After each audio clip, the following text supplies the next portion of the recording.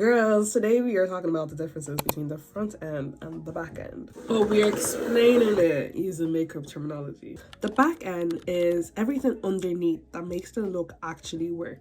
So like your skin prep, your primer, the products you decide to use, the order you decide to go in, the technique you decide to use, like all that actually matters. You don't always see it, but like the truth is, without it, like without a good base, the whole makeup look falls apart, right? So when you're hearing people talk about the back end, you're hearing people talk about APIs, it's the part you don't see, but this is like where data is stored. This is where like rules and logics are made, like, processes are made, like these are the things, like I said, you don't see. The front end is the finished makeup look. This is your foundation, this is your blush, this is your liner, this is the stuff that people actually see.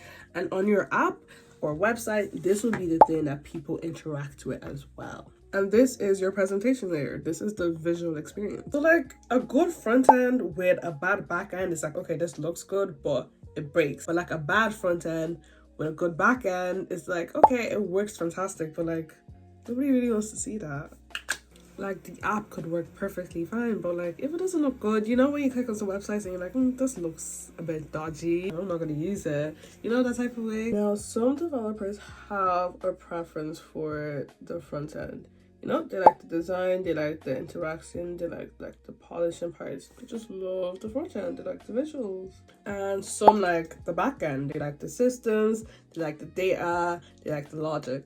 And some are full stack developers, they like both. They like the prep and the glam, they like the visuals and the logic.